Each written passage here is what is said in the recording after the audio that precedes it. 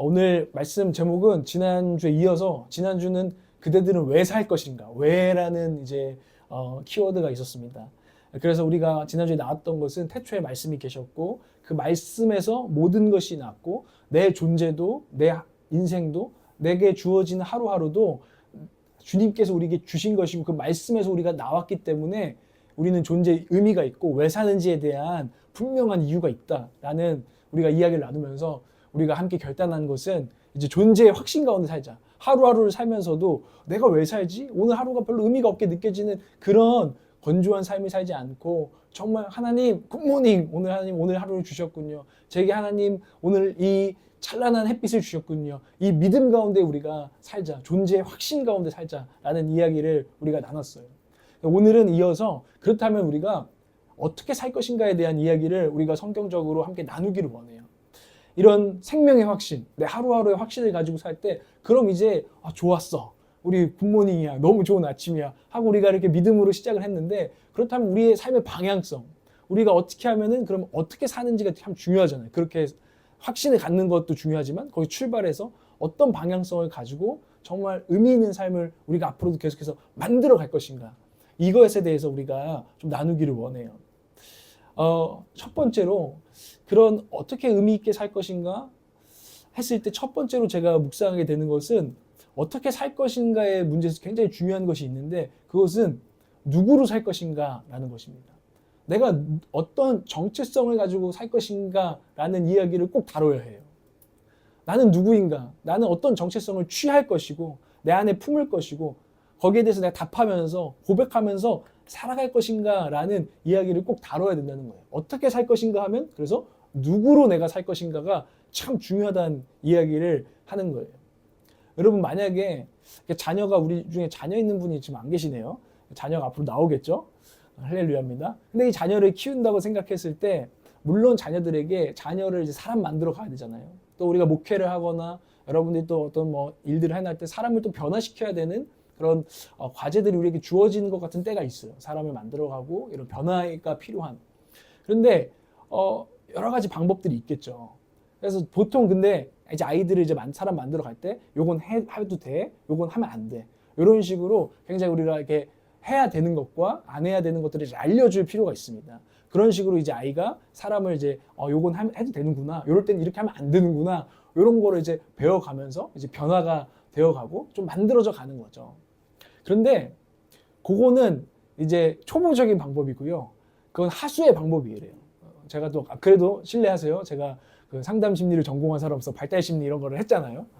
그런데 제가 한번 이제 그런 이제 강의를 들으면서 되게 와닿았던 게 있는데 뭐냐면 그분이 실제로 자기 아들을 키우는 방법, 이제 심리학 교수님들이 자기 아들 어떻게 키웠는지, 물론 해라 마라 이런 것들을 기초적인 것들을 어릴 때 가르쳤대요. 콘센트에 그 젓가락 꽂으면 안 돼! 뭐 이런 건 이제 알려줘야 되는 거잖아요. 감전되니까. 그런데 어느 순간부터는 이 아이에게 어떻게 하면 이 아이가 내가 뭐 해라 마라가 아니라 이 아이가 스스로 나는 누구야 라는 걸 알기 때문에 내게 정체성이 있기 때문에 스스로 판단하고 결정해. 인생의 모든 걸 부모가 해라 마라 할 수 없잖아요. 그러니까 정체성을 씌워줘야겠다라고 생각을 하고 자기 아들들에게 늘 주입했던 게 넌 진짜 하나님 믿는 존귀한 사람이라는 거를 주입을 한 거예요. 근데 그게 아주 고수의 방법이었던 거죠. 그러면서 이제 결론적으로는 그분이 아들들이 쭉 커가는데 아들들이 쭉 지켜보면서 자기가 이제 고백하시는 것은 그게 먹혔다는 거예요. 그러니까 아들들이 때로는 방황하기도 하지만 절대로 어떤 선을 넘지 않는 것을 자기가 발견을 했다는 거죠. 왜냐하면 내가 만약에 미국에서 아이를 키웠었는데 미국에 뭐 마약도 있고 뭐 여러 가지가 있잖아요. 근데 어느 순간 술도 먹고 뭐 방황할 수 있겠죠. 근데 어느 순간은 내가 이 정도로 막 꽐라가 된다든지 마약에 손대는 거 여기는 안 돼. 왜냐하면 나는 존귀한 자이기 때문이야. 라는 정체성이 그 아들들에게 있었기 때문이다. 이런 얘기를 하시는 거예요. 제가 지금 무슨 말씀을 하는 거냐면 우리도 하나님 말씀 보면서 이거 하면 돼, 해도 돼, 하지 말아야 돼 이런 것을 알 수도 있지만 우리가 어떻게 정말 의미 있게 살 것인가 했을 때 그냥 해라 마라 정도의 수준에서 우리가 머문다면 우리는 진짜 의미 있는 삶으로 정말 크리스찬의 더 아름다운 삶으로 나아가기는 어렵다는 것입니다. 그것을 뛰어넘어서 나는 하나님의 자녀라는 정체성으로 살아야 된다는 것입니다. 그게 오늘 우리에게 주시는 저는 말씀에서 우리가 찾는 답이라는 거예요.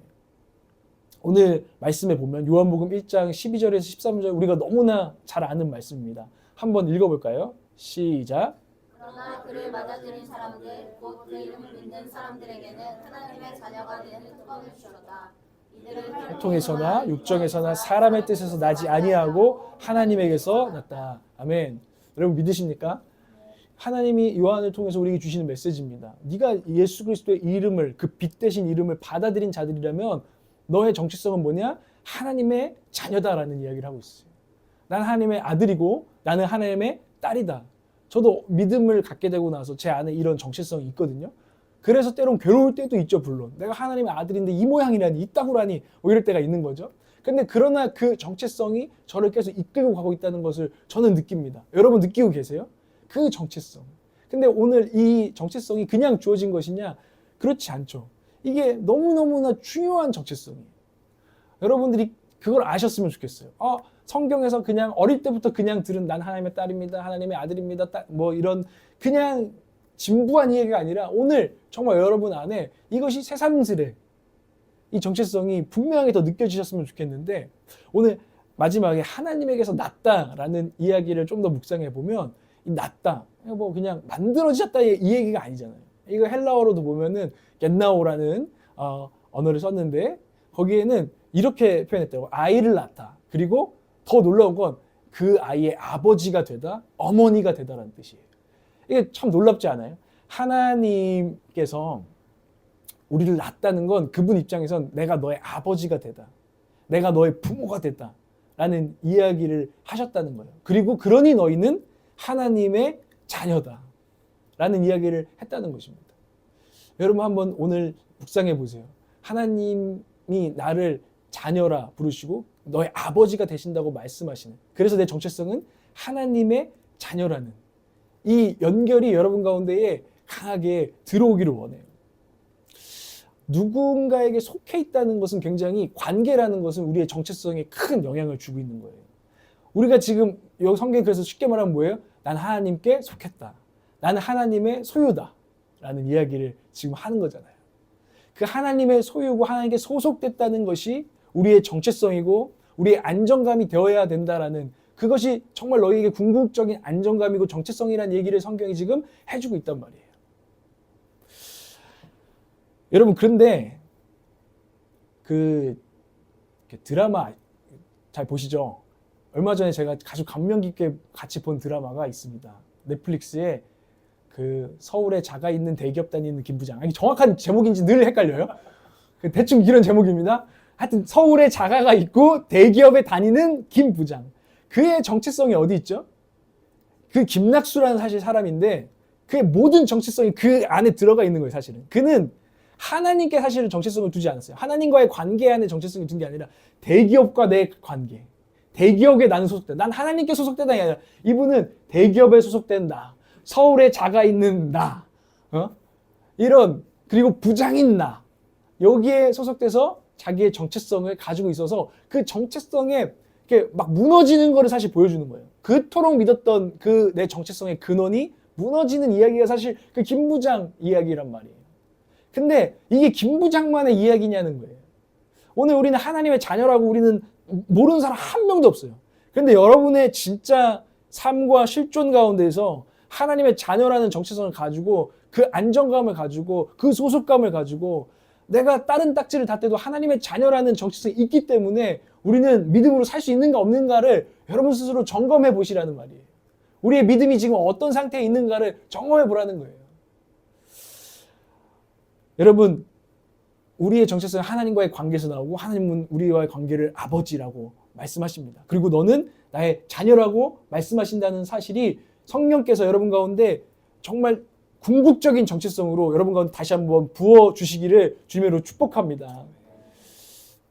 좀 더 묵상을 해보면 그 이름을 믿는 사람들에게 그를 맞아들인 사람들에게 하나님의 자녀가 되는 특권을 주셨다라고 오늘 말씀은 말하고 있어요.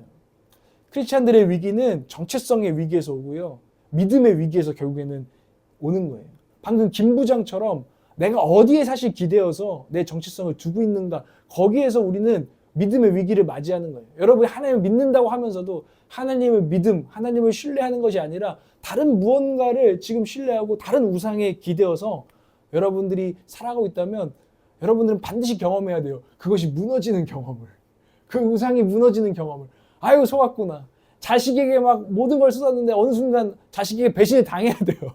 아이, 키워봤자 소용없구나. 저놈이 며느리한테 갔구나. 이런 걸 경험하시면서 오랜 세월 찾아 나날한데 내겐 주밖에 없네. 이런 고백들의 경험들이 우리에게 또 필요한 이유이기도 합니다. 주님은 우리에게 그 진짜 믿음 안에 우리를 세우시기를 원하시기 때문입니다. 그런데 예수님을 믿는다는 거, 받아들이는 건 그런 의미이고, 오늘 빛과 이렇게 연결되어 있잖아요. 제가 이 빛을 묵상할 때 그 빛을 받아들인 사람들, 그러니까 예수 그리스도 안에서 그 조명 아래서 나 자신을 볼 수 있는 거, 그 예수님의 복음 안에서 내 정체성을 세울 수 있는 거, 이 능력이 여러분 가운데 너무너무 필요하다는 것을 제가 보게 돼요. 그런데요, 어떤 사람들은 그 빛을 받아들이지 않았어요. 그 예수 그리스도 안에서 자기를 보고 자기의 정체성을 세우려고 하지 않았어요. 그 당시에는 어떤 사람들이었죠? 여기 요한복음에는 표현하지만 이제 서론 부분이기 때문에 이렇게 표현해요. 그냥 그의 백성들. 되게 종교적인 사람들인데, 어떻게 보면은 교회 신앙생활을 다 하고 있는 사람들인데, 사실은 그들은 그 빛 가운데서 자기를 세우기를 원치 않았어요. 특별히 그 뒤에 요한복음 전체를 보면 어떤 사람들이죠? 바리새인 같은 사람들이었어요. 사두개인 같은 사람들이었어요. 그들은 왜 그 빛 가운데 자기를 보기를 원치 않았을까요? 그는 참 빛이신 예수님이 필요 없고 그에겐 다른 빛이 있었기 때문이에요. 사실은 같은 이야기를 좀 다르게 표현하고 있는 거예요. 다른 빛의 조명 아래 자기를 보기를 원한 거예요. 바리새인은 바리새파에 속한 사도바울 같은 경우는 거듭나기 전에 나는 가말리알의 문화생이야. 나는 유대인 중에 유대인이야. 나는 로마 시민권자야 하는 그 빛 가운데 자기를 보기를 좋아했던 거죠. 그 조명에 비춰서 자기를 보면, 그 거울에 비치면 자기는 너무 자기가 만족스러웠던 거죠. 그러니까 예수 그리스도의 복음 안에 자기를 비추면 사실은 뭔가 벌거벗겨지고 없거든요, 사실 뭐가. 그러니까 그 빛 가운데 가기를 원치 아니하고 다른 거짓 빛 가운데 갔다는 거예요. 근데 우리 많은 사람들이 사실은 그러고 있다라는 이야기가 저는 이 말씀 가운데 그림으로 우리 가운데 표현되고 있다고 생각해요. 왜 사람들이 빛 가운데 자꾸 가려고 하지 않을까? 근데 여러분도 오늘 계속 제가 말씀드리는 거잖아요. 그럼 도대체 여러분들은 지금 예수님이라는 빛 가운데 거해서 자기 자신을 볼 수 있는가? 제가 아는 친구가 자기 이번 연도 목표가 이거래요. 자기 자신한테 친절하기래요.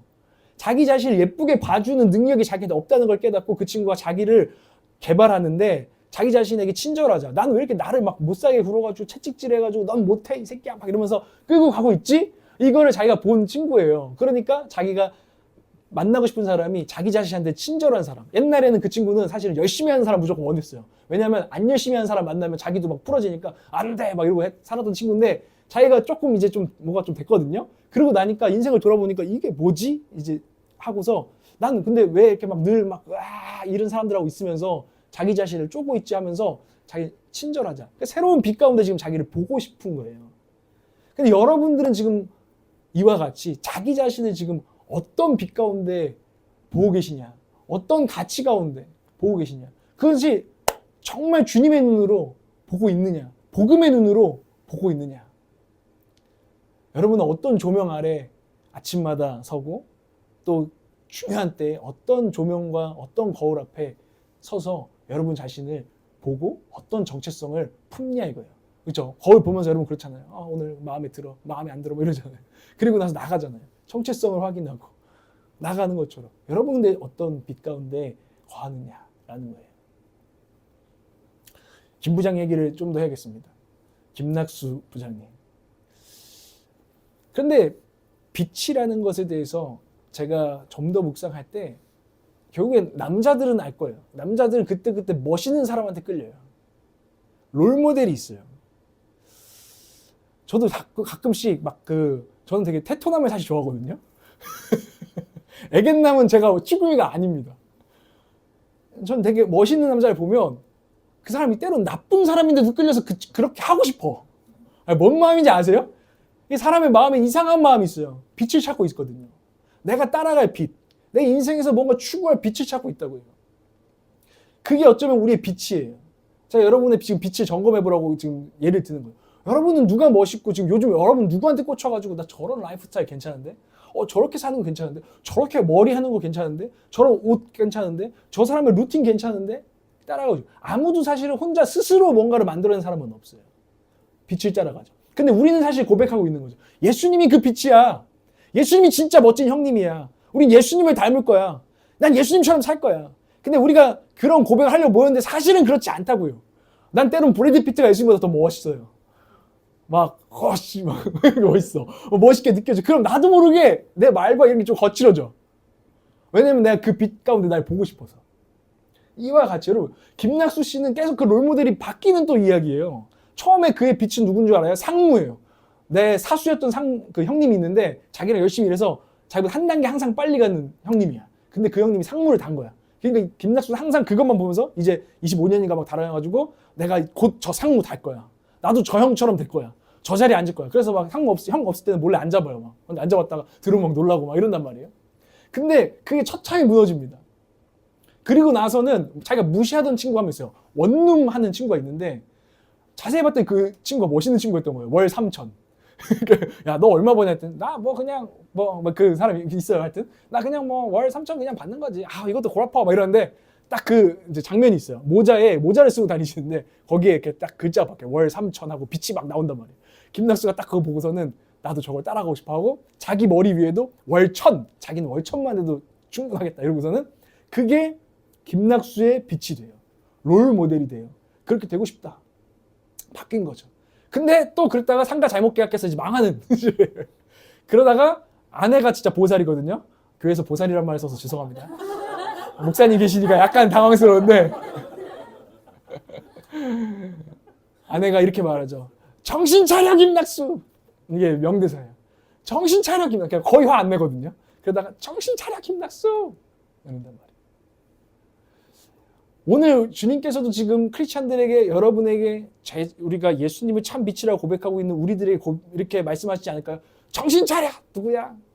네가 지금 따라가고 있는 거는 월천을 따라가고 상무를 따라가는 이거는 가짜야. 너희들은 참 빛이 왔다는 걸 복음을 들은 사람들이야. 정신 차려! 너의 정체성은 거기 있지 않아. 라고 우리 주님께서 우리에게 외치고 계시다. 빛을 비추고 계시다. 근데 놀라운 것은 요한복음이 표현하는 거 빛을 세상에 비추고 있으나 그들은 빛으로 나오려고 하지 않는다. 여러분들이 지금 어디 있냐는 여러분들의 롤모델, 여러분의 지금 빛은 누가 돼 있냐라는 거예요. 우리는 항상 점검해야 돼요. 내가 지금 참된 빛이신 예수 그리스도를 지금 쫓고 있는지 아닌지를 점검하는 저와 여러분 되시길 바랍니다. 여러분 그거 아세요? 그렇게 해서 우리가 누구의 외모를 좀 따라가서 좀 닮아지거나 요즘 유행하는 스타일로 뭐 바꾸거나 저도 뭐 눈썹 왁싱을 했지만 뭐 그러거나 요즘 스타일이래요. 이렇게 막 이렇게 눈썹이 굵으면 안 된대. 희한하죠? 예. 근데 뭐 깔끔해진 것 같긴 해요. 그래서 외모가 좀 바뀌어요. 그럼 우리의 자존감에는 좀 영향이 있어요. 분명히 있어요. 외모가 미치는 영향, 뭐 자기의 자존감에 미치는 영향 이런 건 있거든요. 운동해서 자기 몸이 바뀌어요? 물론 있어요. 자존감이 높아지고 해요. 근데 그것은 영원한 정체성은 될 수 없습니다.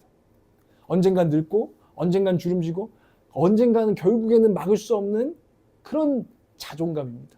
그것은 왔다 갔다 하는 감일 뿐입니다. 그러나 여러분 우리에게는 영원한 정체성이 있습니다. 마치 성별처럼 바뀌지 않는 정체성이 있습니다. 그것은 하나님의 자녀라는 정체성입니다. 여러분 누구로 살 것입니까?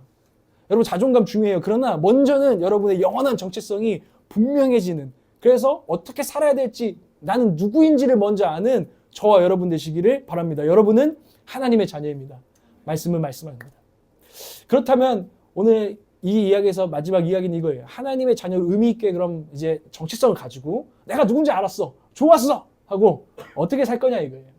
근데 요한 복음을 우리가 이제 매주 읽고 있잖아요. 요한이라는 사도를 저는 참 좋아해요. 요한은 원래 우레의 아들이었는데 사랑이 없는 사람이었어요. 그래서 막 사람한테 화를 내.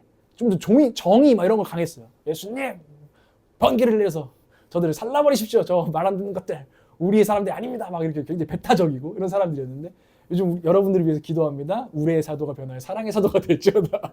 우리 교회 가운데 그런 역사가 있을지어다. 요한이 참 너무 매력적인 하나님의 그런 은혜가 있는 전 캐릭터라고 보는데 이 사도 요한은 사랑의 사도잖아요. 사도 요한은 초청하고 있거든요. 요한복음을 통해서도, 요한 1, 2, 3, 4를 통해서도 사도 요한은 항상 초청하는 게 뭐냐면 이 빛의 세계로 나오라는 거예요. 사도 요한 굉장히 감수성이 풍부한 사람입니다. 표현을 막 여러 가지 이미지를 가져오죠. 빛의 세계로 오세요. 주의 영광 가운데 들어오세요. 주님을 믿으세요. 믿는 게 근데 그에게는 빛의 세계로 들어오는 거예요. 빛의 세계를 사는 거예요.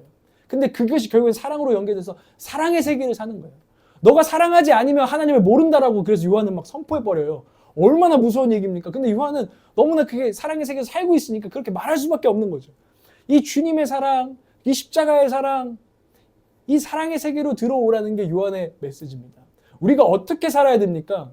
간단하게 말하면 하나님의 자녀로서 사랑의 세계에서 살아야 된다는 것입니다. 이게 요한의 메시지입니다. 사랑의 세계에서 사는 것입니다. 우리가 따르고자 하는 것은 사랑의 라이프 스타일이라는 것입니다. 그래서 그 사랑에서 굉장히 중요한 키워드들을 오늘 여러분들에게 좀 정리해서 말씀을 드리고 싶어요. 첫 번째는 연결입니다. 커넥트. 사랑하려면 연결돼야 돼요. 요한이 말하는 건 사실 연결이에요. 이게 무슨 말이냐? 좋은 그림을 하나 우리가 함께 봤어요. 크리스마스 때. 아바타 3. 거기에 걔네들은 다 연결돼 있어요. 아이와라고 하는, 목사님 죄송합니다. 오늘 신학적으로 또 문제가 있는 거 아닌가 모르겠는데, 아이와라고 하는, 걔네들 항상 기도해요. 그 아바타의 그 나비족들은 항상 기도를 해서 걔네들끼리 또 기도하러 가요. 어디 나무를 붙잡고 기도하면 그 심지어 연결이 돼가지고 시공간을 초월해서 심지어 죽은 이들까지, 그죠? 죽은 이들까지 막 다 연결돼서 막 죽은 형도 만나서 막 기도하러 가면은 막 형도 만나고, 심지어 합심기도 마지막에 이제 합심기도 하잖아요. 합심기도 해가지고 다 같이 손을 얹고 막 기도하면 막 이렇게 연결이 돼가지고 으악 하고 일어나는, 그래서 이제 전쟁의 승리를 이끌고 가는 그런 그림을 아바타 3에서 보여주는데 전 참 감동적이었어요. 와, 저게 기도다. 저게 연결이다. 커넥트 되는 거죠. 사랑의 본질은 연결이에요. 먼저 연결되지 않고 막 뭔가 막 해준다 이런 거, 희생, 헌신 이런 거 전에 연결되지 않으면 우리는 사랑할 수 없죠. 그게 영성이기도 해요. 영성이 있는 게 뭐냐? 영적으로 진짜 깨어있는 게 뭐냐? 그것은 내가 누구랑 연결돼 있다는 것을 인식하는 사람들이 영성이 좋은 거예요. 내가 하나님하고 연결돼 있구나. 그 연결관에 사랑을 나누고 있는 사람. 그리고 하나님을 사랑하니까 이웃까지 하나님을 통해서 연결되는 사람. 하나님의 눈으로, 곡선의 정말 시선으로 정말 형제를 바라볼 수 있고 연결될 수 있는 사람. 그래서 공감하고 그의 필요를 알고 그의 마음을 헤아리고 이런 사람들, 이 연결이 되는 사람들이 이 사랑의 세계를 사는 것입니다. 아멘입니까? 우리 모두 연결돼야 돼요. 고립되면 안 되고 연결돼야 돼요. 그래서 신학자들은 표현하죠. 죄가 뭐냐? 자기중심성이라는 거예요. 고립된다는 거예요. 아, 나는 다른 사람 필요 없어. 난 필요할 때만 연결될 거야. 그 아바타 3에도 나쁜 놈들이 있는데 걔네들은 필요할 때만 일로 와 해가지고 연결시켜. 막 해서 막 이용해 먹고 막 버려. 이게 아니라는 거죠. 그거는 아주 그것이 죄라는 거예요. 그리고 인생을 의미 없게 만드는. 결국에는 여러분의 인생이 혼자 막 잘 살 것 같지만 전혀 의미 없는 인생으로 남게 만드는. 그것이 죄라는 것입니다. 그것이 죽음이라는 것입니다. 왜요? 정체성은 관계에서 나와요. 정체성 없는 삶은 의미가 없어요. 근데 고립돼서 아무랑도 관계를 안 하니까. 진실한 관계를 안 하니까. 연결이 없으니까. 인생에 의미가 있나요? 살 맛이 나나요? 뭐 자기 혼자 먹는 맛이나 있지. 연결되어야 해요. 먼저는 여러분 사랑의 세계로 나올 때 하나님과 연결되시기 바랍니다. 저는 기도합니다. 저와 여러분이 하나님의 사랑, 하나님을 오해 없이 보게 되길 원하고 우리가 끊임없이 말씀을 보면 볼수록 하나님을 오해하는 그 거짓들이 사라지고 진리이고 사랑이신 하나님과 연결되어서 나는 정말 하나님의 사랑을 받고 있구나를 매일매일 누리셔서 여러분 그런 연결을 누리시는 사람들 되시기를 바라요. 그리고 또한 거기에서 끝나는 것이 아니라 우리가 이웃을 사랑하라고 하는 것처럼 이웃과 연결되시길 바라요. 이웃에 대한 뭐 대단한 것 말고요. 일단 관심을 좀 가지세요. Love each other. 서로 사랑하라는 이 연결을 여러분 그런 삶을 살기로 여러분 오늘 결단하시기 바랍니다. 여러분의 연결이 회복되길 원합니다. 예수님이 우리 가운데 복음으로 오신 이유가 뭔지 아세요? 그분은 다리가 되셨어요. 요한 복음을 이제 계속 읽어 나가잖아요. 요한이 말하고자 하는 것은 예수님이 이런 말을 하셨어. 나를 보면 아버지를 본 거야. 나는 길이야. 나를 통하지 않고는 아버지께 갈 수가 없어. 나는 너희들을 아버지와 연결시킬 거야. 너가 하나님하고의 오해와 여러 가지 화평하지 못함이 있어. 나는 너를 연결시킬 거야. 예수님이 우리를 위해서 이 일을 하시기 위해서 십자가에서 살과 피를 흘리셨는 줄 믿습니다.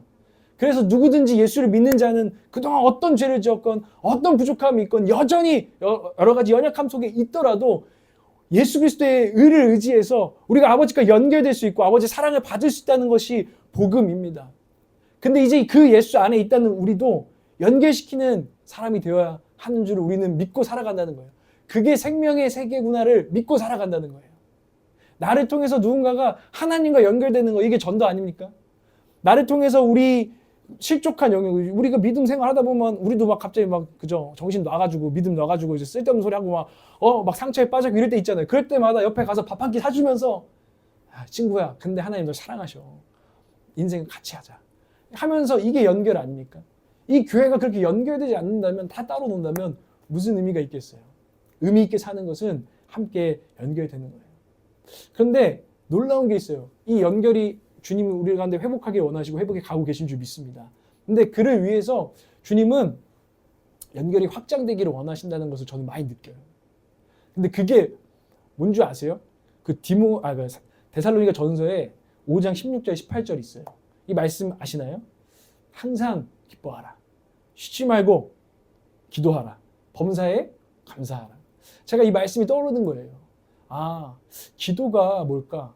그 아바타 친구들 보면서 저 친구들이 아파. 기도할 때 자기 중심적으로 빠진다면 그 기도는 뭔가 잘못되고 있는 거예요. 기도할 때 그 중보기도라고 우리가 하잖아요. 우리가 형제를 위해서, 자매를 위해서 기도할 때 그들을 생각을 하면서 연결되는 거죠.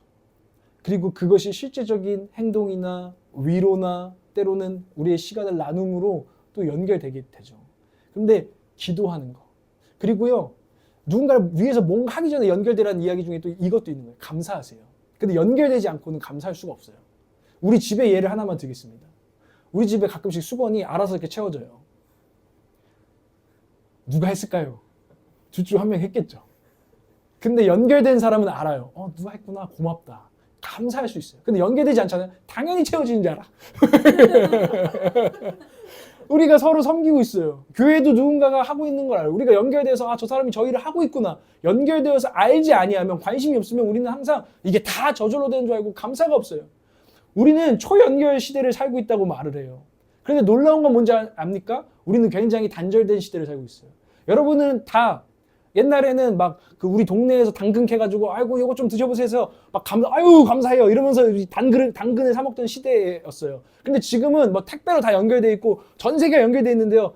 지금은 우리는 대면을 하지 않아요. 그냥 문 밖에 그냥 당근을 놓고 가죠. 쿠팡 나도 많이 쓰지만 놓고 가요. 감사함이 있으니까 그냥 와가지고 뜯고 막 이 시대는 우리 가운데 많은 사람들하고 쉽게 연결할 수 있지만 이용해 먹는 연결만 하고 있어요. 그런데 교회는 달라야 해요. 복음은 달라야 한다고 말해요. 그래서 생각할 줄 알아야 돼요. 정말 영성이 있어야 돼요. 누군가 수고해서 지금 이 택배가 와 있구나.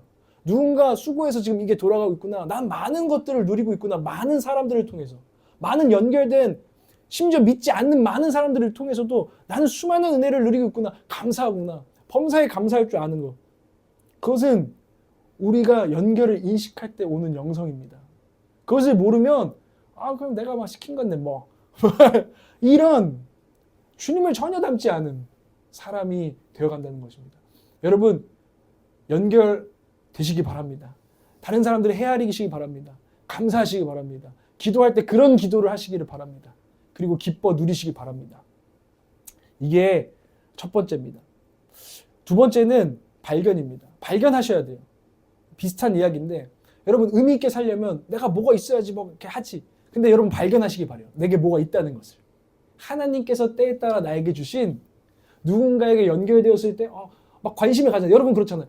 막 때로는 이런 것도 부담이죠. 아프리카에 어려운 애가 있어요. 연결됐어요. 봐버렸어. 이런 제길 봐버렸어.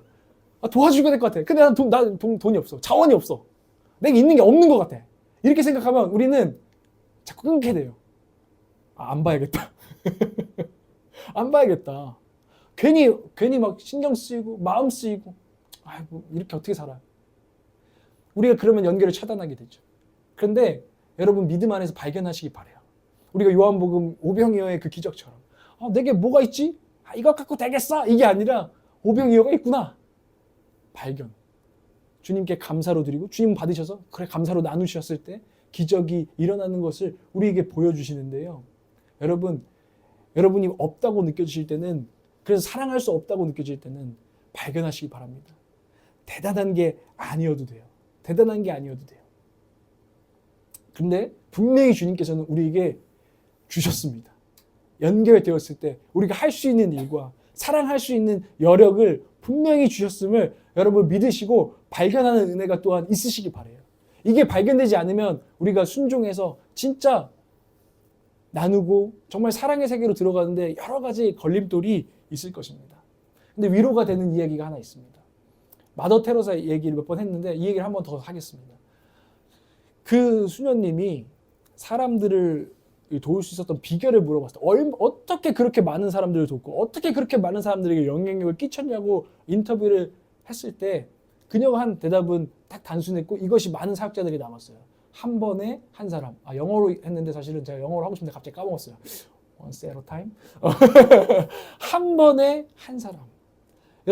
여러분에게 주어진 하루에서 내게 주신 작은 것이라도 발견하십시오. 그리고 여러분에게 찾아온 한 번에 한 사람, 한 번에 한 영혼을 섬기신다면 그것으로 전 또 충분할 줄 믿어요.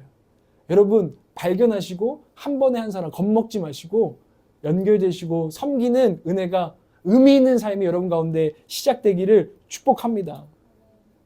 이것이 참 중요해요. 그리고 마지막 세 번째는 향유예요.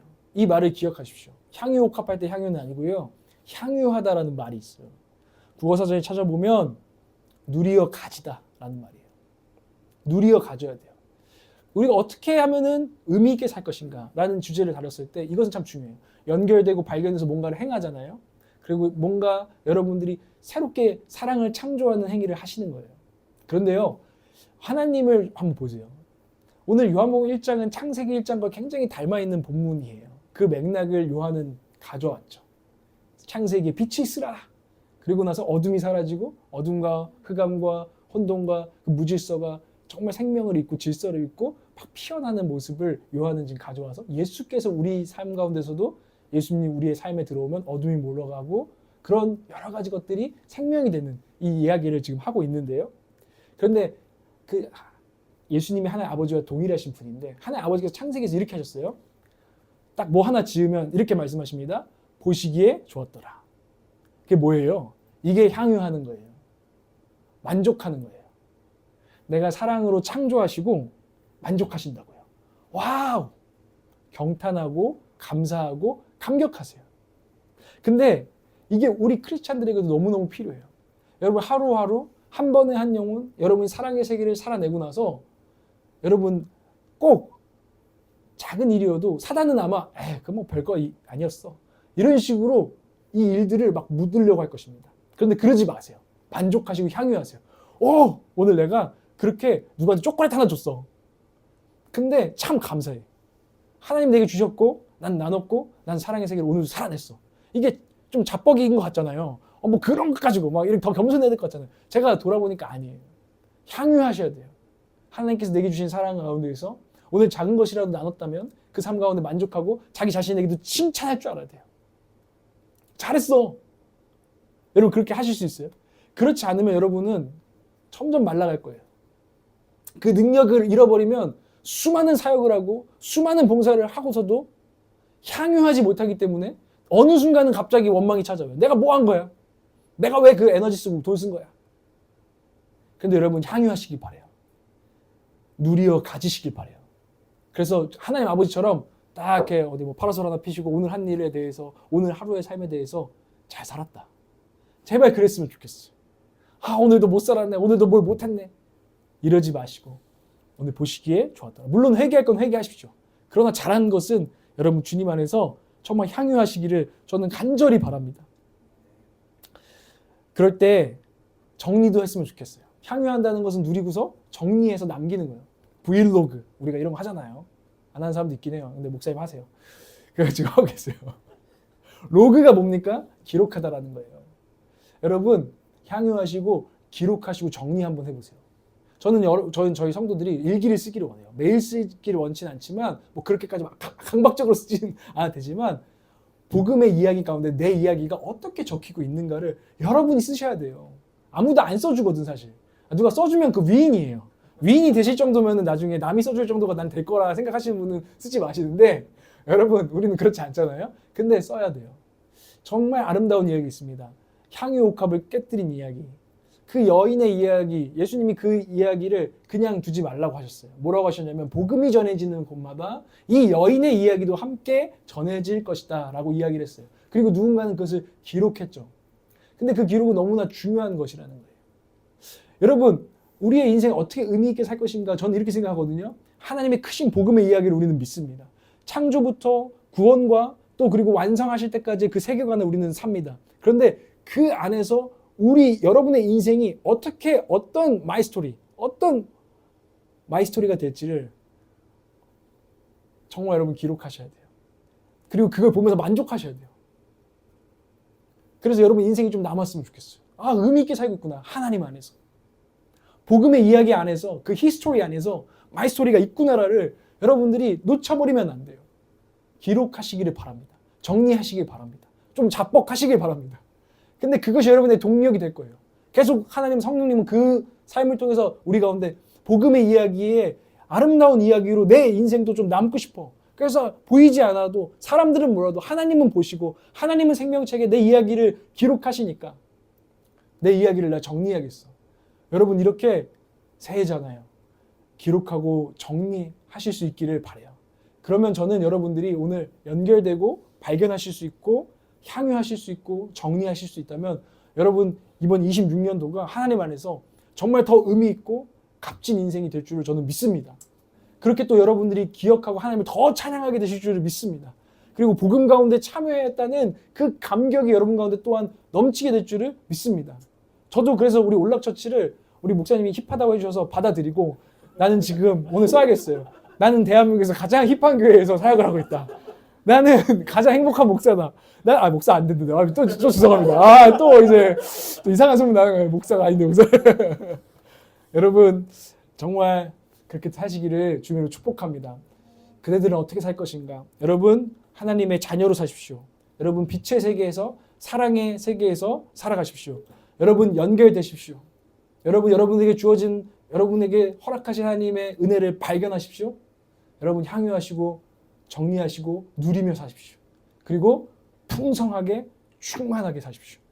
그런 복음의 빛이 가득한 저와 여러분 되시기를 주님으로 축복합니다.